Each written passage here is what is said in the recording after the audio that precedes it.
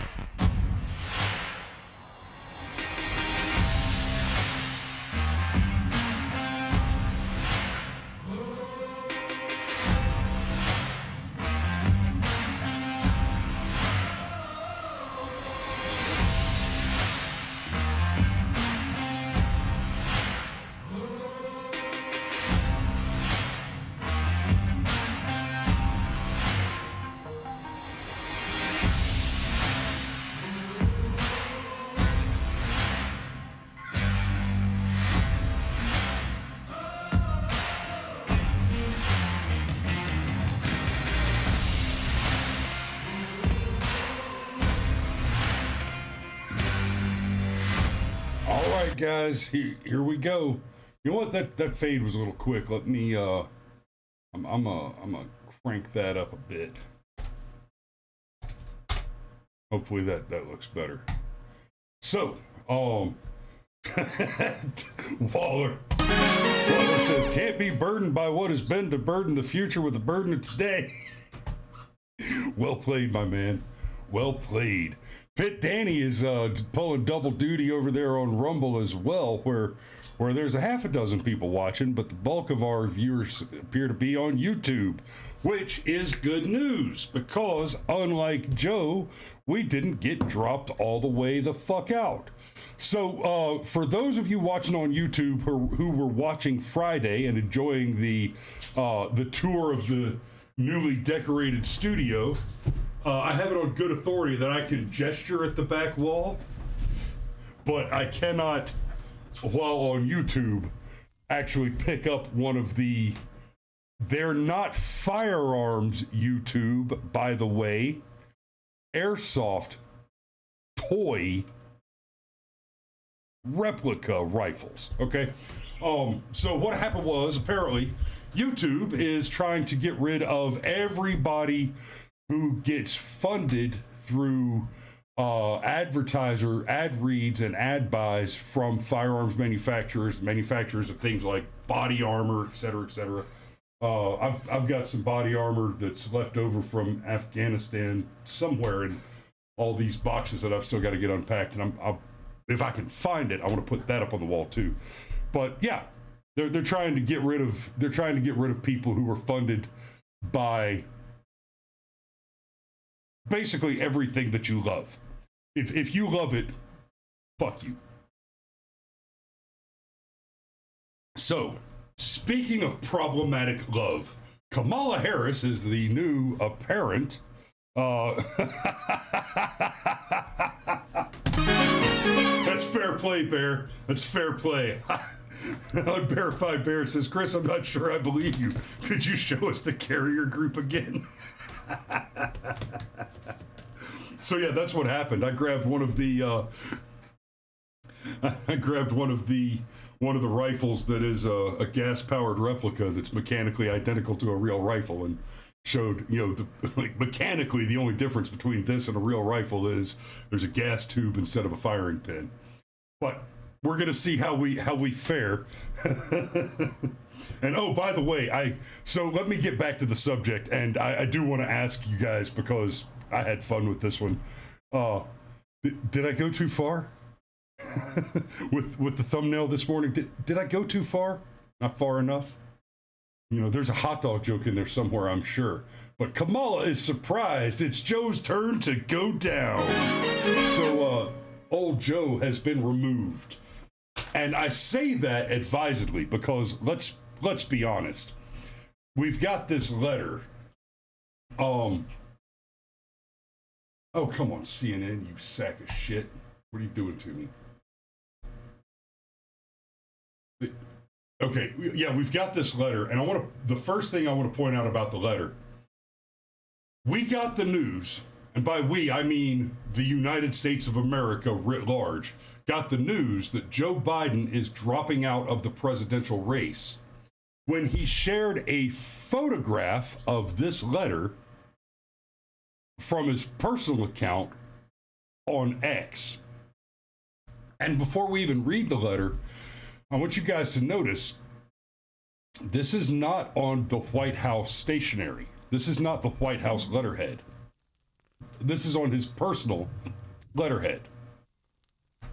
And it reads, "My fellow Americans, over the past 3.5 years, we have made great progress as a nation.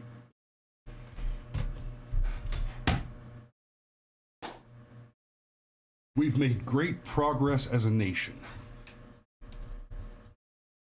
Don't ever forget that when this man was elected, the interest rate was below 2%. I'm sorry, the inflation rate was below 2%. The interest rate was around 4%. And gas was less than $2 a gallon. Oh, and we hadn't started a new war in 4 years. Energy independent, lowest black, Hispanic, female, foreign, lowest every metric of unemployment except for white unemployment because, well, we're always rock bottom low unemployment for white guys. We have jobs. It's a thing we do. But the fact of the matter is that this statement, we have made great progress as a nation. In theory, by definition, an opinion cannot technically be wrong, and technically, this is an opinion claim, not a fact claim. But Joe, your opinion is wrong, you vacuous twat. Anyway, I already said it this morning. I want to have mellow Mondays, not get excited about the news, just have a cup of coffee, just kind of, hey guys, how you doing? Good morning. Let's have a cup of coffee together and a little healthy chin wag to get the cerebral juices flowing and start our week off right. But no, it's election season, so the world has to be on fire every day. But the fact that this is on Joe Biden's personal letterhead starts with this just meaningless Pavlovian platitude, and it's tweeted out as a photograph on his personal Twitter page, his personal X page. It feels very much like the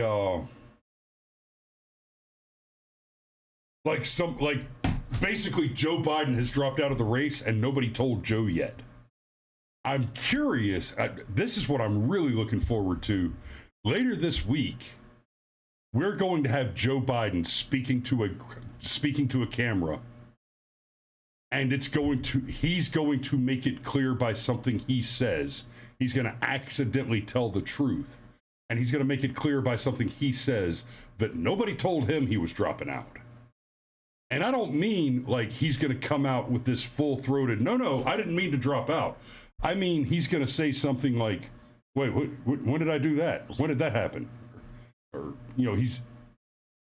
it's going to become clear that he still believes that he's in the race.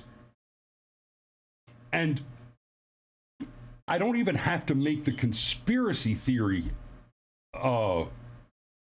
point about that somebody snuck it in on him. Guys, it could very well be the case that this is on the up and up. It's completely legit. Joe Biden actually did drop out, and it's him personally on the advice of wise counsel, because Obama told him to drop out and Clinton told him to drop out, and America told him to drop out. It's very possible that he actually did drop out. He actually did draft this letter, bizarrely on his personal letterhead instead of the White House letterhead, bizarrely as a Twitter post instead of an official press release. And all the bizarrelies. Like Cameron and I were talking this morning. Razorfist did his rant, and he dropped the cut of, damn it, I want to say Gowron again, and I know it's not. It's anyway, the Kardashian that said, I believe in coincidences. I absolutely believe in coincidences. They happen every day, but I don't trust coincidences. You know what? It's time. I'm just gonna have to go back and rewatch Deep Space Nine, because now I'm forgetting the names of beloved characters. Unacceptable. But the Taylor spy. Anyway. So what's next? Well, Derek, thank you, Cameron. Jesus. I've got too many other names in my head from current politics to keep up with my old sci-fi fantasy addictions. So what's next? Waller says Kamala is so awful the cabinet kept Joe on life support, refused to 25th Amendment him. Okay, so I'm glad you brought up the 25th. So Waller, the way the 25th works, Kamala is the decision-making authority on the 25th Amendment. That's an important piece of the let me pull up the language of the 25th Amendment, because that's an important piece of the checks and balances for the 25th Amendment, is that the vice president is the one to make the decision. Hey, it's time. The president is no longer fit. And of course, where's the language? In case of the removal of the president from office or of his death or resignation, the vice president shall become president. That's section 1. Okay, whenever there is a vacancy in the office, whenever the president transmits to the president pro tempore of the Senate, Speaker of the House has written declaration.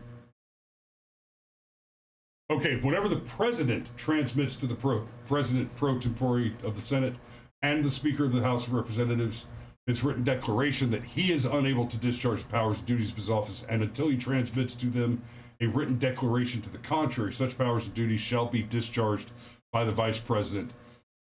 And here's the big one that we're talking about.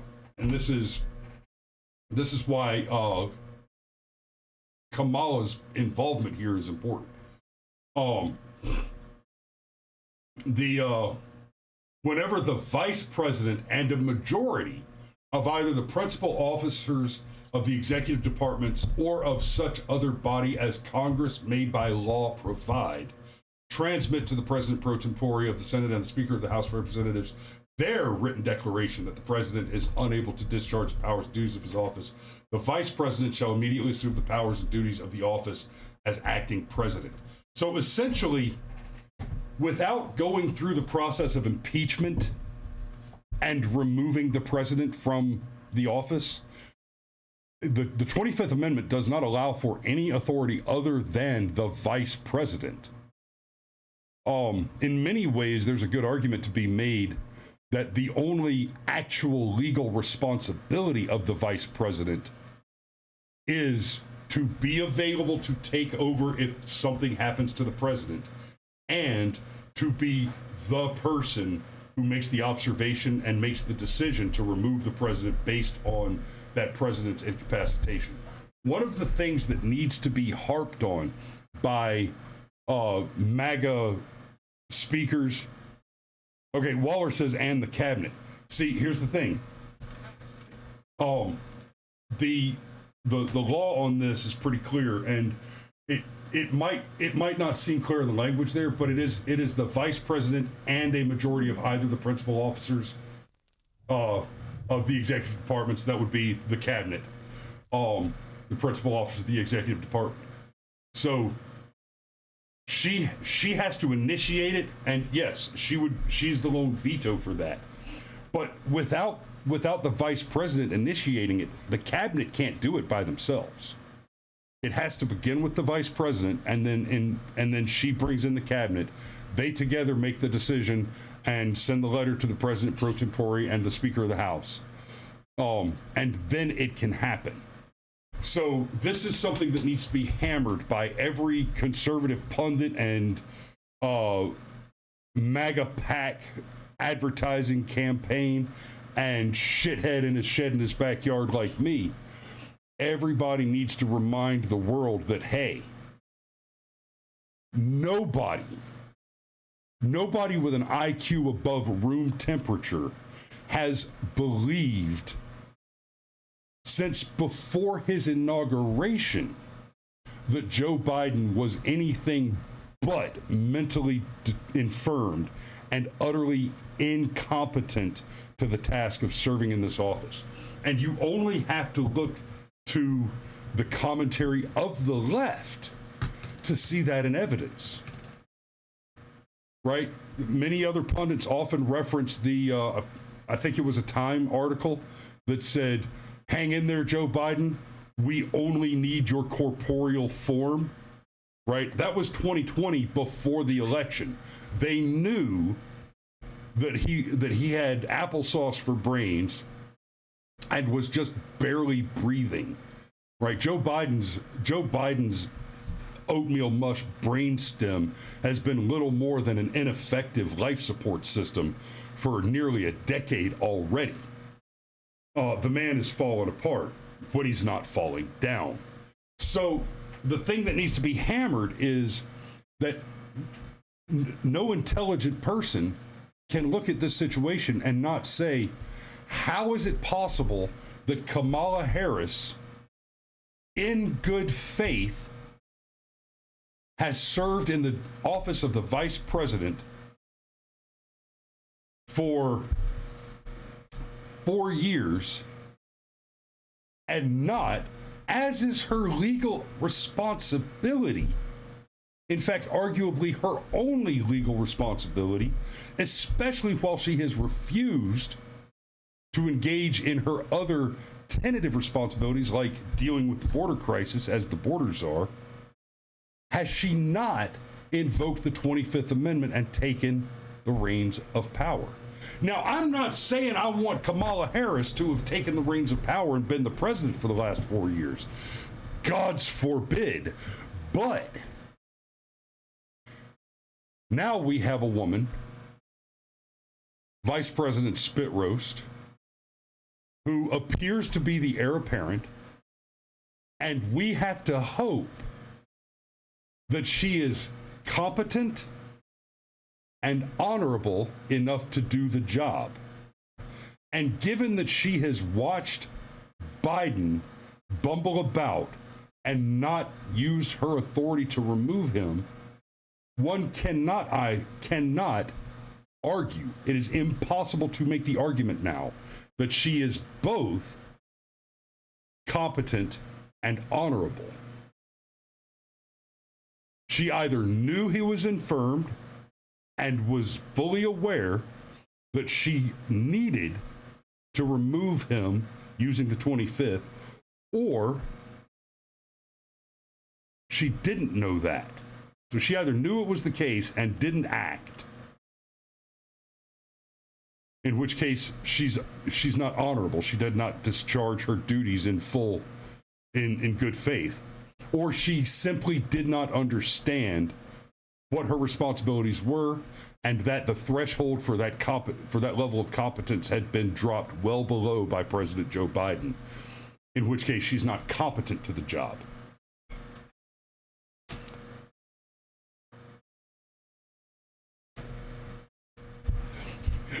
Here to lurk says breaking. Harris confused that Biden is the one that is to go down this time. Did you see the thumbnail? Thomas says she will struggle to get the nomination. Remember, she had to drop out of the running before the first primary. Yes, so let's talk about that. And this morning, I'm going to try to keep this to 10, 15 minutes. I might go 5 or 10 over. But got some stuff going on here, too. So now let's get to what this is going to mean for the actual election. Well, for starters, Kamala is obviously super excited that she no longer has to debate J.D. Vance. I mean, congratulations, Cammie. But in a very real sense, here are some of the things that happen. Unless Biden dies or is removed by the 25th Amendment, there are several states, I believe Wisconsin is one of them. There are several states where without that, he cannot be replaced on the ticket at this point, if I understand that correctly. There is the question of the open convention. So under no circumstances can he simply assign his delegates. So the Democrat electoral process is incredibly corrupt. They have the super delegates, which once the super delegates don't decide who they're going to vote for. The super delegates are selected to be the electors, but they're selected through, in theory, the primary process in the states. But we all saw what happened with Bernie Sanders in 2016 and 2020. The super delegates are clearly just assigned by the greater electoral machine of the Democrat National Committee. I mean, they're crooked as they could be. And under the law, and yes, there's a law here, not just the Democrat policy. Those delegates cannot be simply reassigned by the candidate. Joe can't just say, you know what, I'm giving the delegates over there. So what happened? So as soon as he dropped out, as soon as he's officially dropped out, which in theory he is, those delegates have been released. So by dint of policy, technicality, and law, the Democrats are going to an open primary whether they like it or not. Now, it is technically and legally an open primary. Let's not mince words about that. We're talking about Democrats. They're the party of democracy, of mob rule, of the will of the people, of the vote of the majority. So of course they're going to cheat, right? We do not know yet that Kamala is the preferred heir apparent of the party. Joe gave her an endorsement, sort of, but it wasn't part of the letter, right? It wasn't. And so the delegates are just kind of out there in the wind for anybody to snap up. Cameron says maybe he is dying, and this is the soft landing on that. You know, that's not an unreasonable theory, because he just kind of disappeared about a week ago, right? He made a statement. He had kind of disappeared. We hadn't heard much from him, and then Joe Manchin told us, well, we don't know if Joe's going to drop out or not. Let's just wait and see what happens this weekend. And what happened this weekend was, Donald Trump was almost assassinated. And then since he failed to assassinate Donald Trump, Joe Biden suddenly got sick and dropped out after saying, I'll drop out if I suddenly got sick. He just happened to say.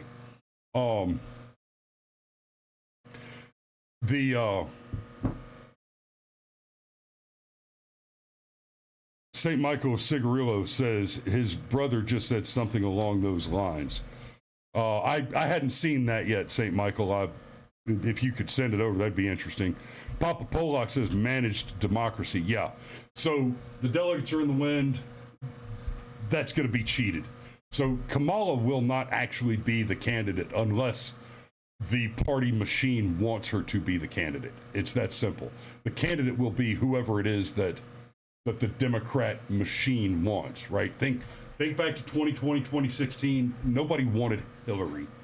A lot of the Democrats wanted Bernie, and we even saw the emails where Bernie was basically character assassinated for the sin of being a Jew, and we had proof of that from other Jewish Democrats saying, this is a line that we can attack him on to remove him, because what we want is Hillary. It's her turn. We promised her this.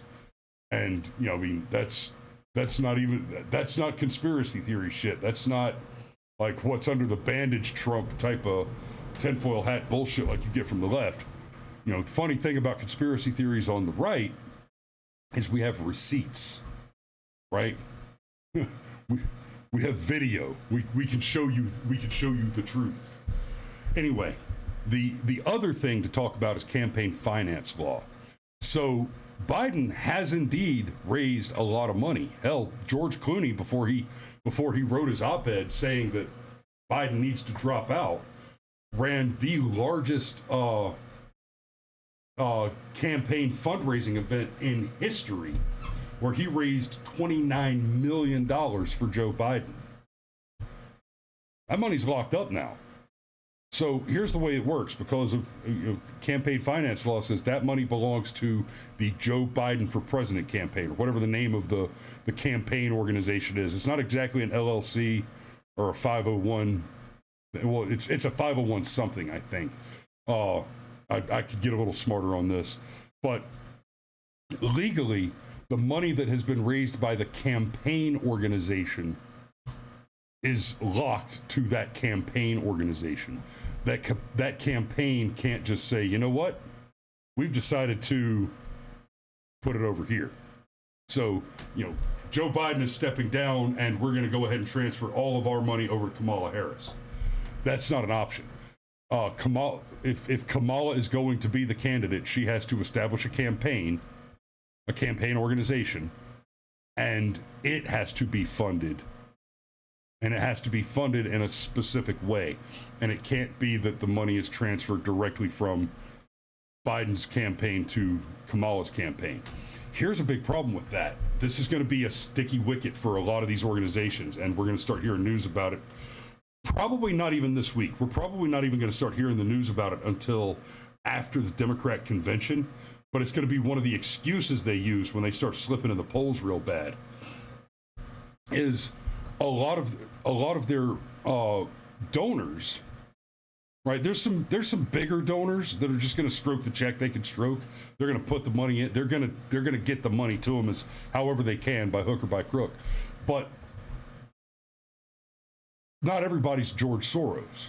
So a lot of their donors, they've already shot their wad. They've already committed what they had budgeted for political contributions for the year. So either they blow their budget and risk ruining themselves, and here's hoping, because it would not break my heart to see Democrat donor businesses get destroyed by overextending themselves on a losing ticket, which I don't expect to be the case, because I think everybody pretty much smells the way the wind is blowing now.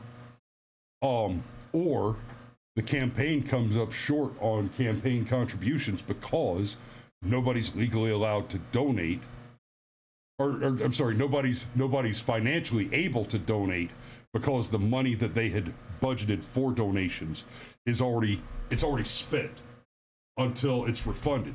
So the Biden campaign is going to have to refund all of the remaining money that is in the campaign.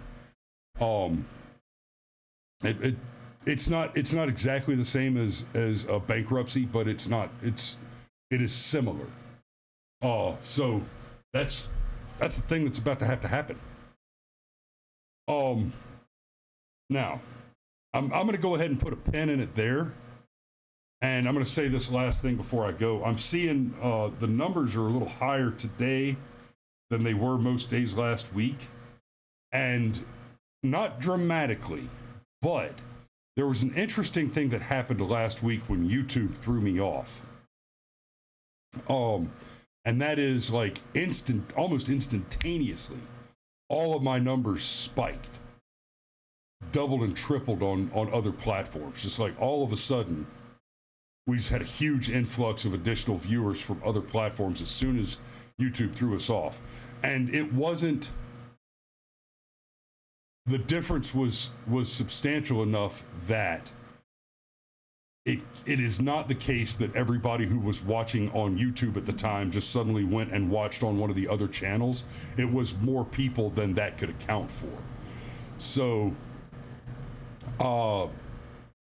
if one morning this week I'm suddenly not on YouTube, like the show doesn't even begin on YouTube, it's because I'm doing some experiments. I will be live at a minimum on X every day this week. You know, barring as long as I'm not shot or in the emergency room, I will be live on X every day this week, even if I'm not on Rumble, YouTube, or Twitch. I will probably be on everything but YouTube on any given day. So if you pop up tomorrow, if you pop up YouTube to watch the show tomorrow or Wednesday and I'm not on YouTube, I will be everywhere else. And if there's something wrong there, at a minimum, I'll be on X. So, Been Deleted says, after 2 coups this week, anything can happen. Been Deleted, I hope you hit that subscribe button, like and share, and then go over to X and follow and like and share and whatever the buttons are over there. Go push all the damn buttons. So we appreciate you guys this morning. We love you, and we will see you tomorrow.